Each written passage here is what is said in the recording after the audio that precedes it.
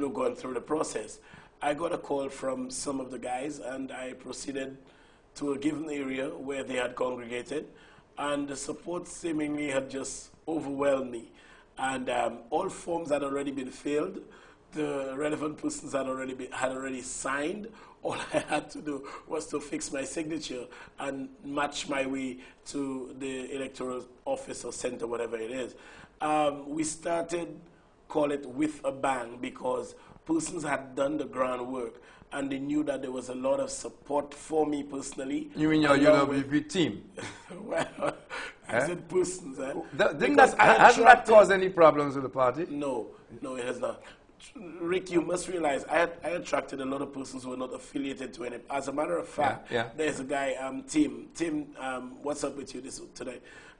He's not a member of any party, and he said so overtly on all the platforms that he spoke. He said, look, I am not affiliated to any political party, but I like Richard and his ideologies as a person. We had met the night before. I told him what my intentions are. We spoke, we had discussed, and essentially I told him of all the burning issues affecting all of us, and he concurred. This morning, a young man stopped me. I don't mind very well, from the days of 97.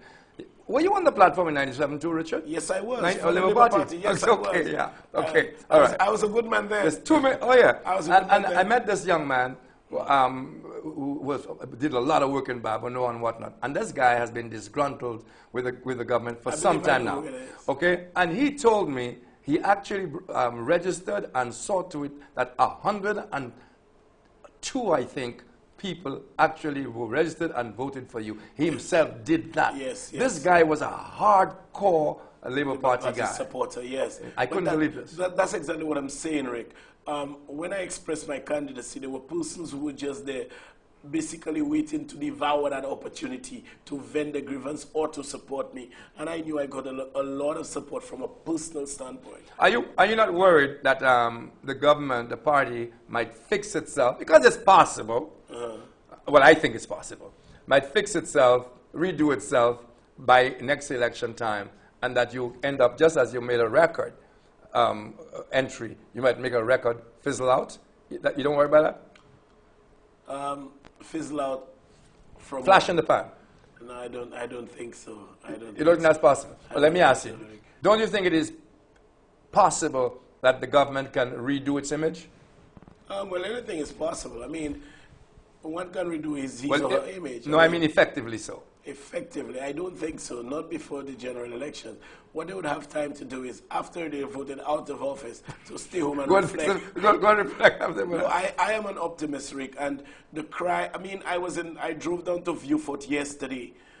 This victory at the polls on Monday saw motorcades throughout the length and breadth of St. Lucia. And I'm not exaggerating. You know what I found interesting?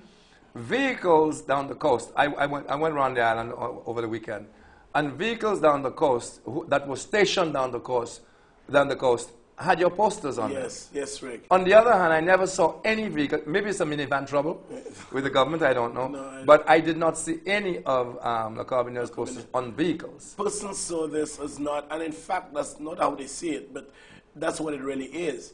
It was something that the entire nation was interested in, because obviously, Rick, it sets the trend, the tool, the momentum for the general elections coming up pretty soon. And, most persons, I mean, when you feel the ground, you feel persons being disgruntled, you feel dissatisfaction, you feel disapproval. And you think that cannot be reversed?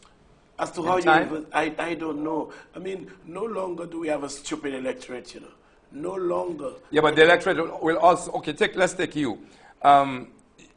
You are a breath of fresh air, no matter what the little smells that are being sprayed around, which I want to ask you about in a minute. But it's undeniable that even with the image that you've been landed with, still a breath of fresh air. It doesn't make any difference. You know what I'm saying? But that's you.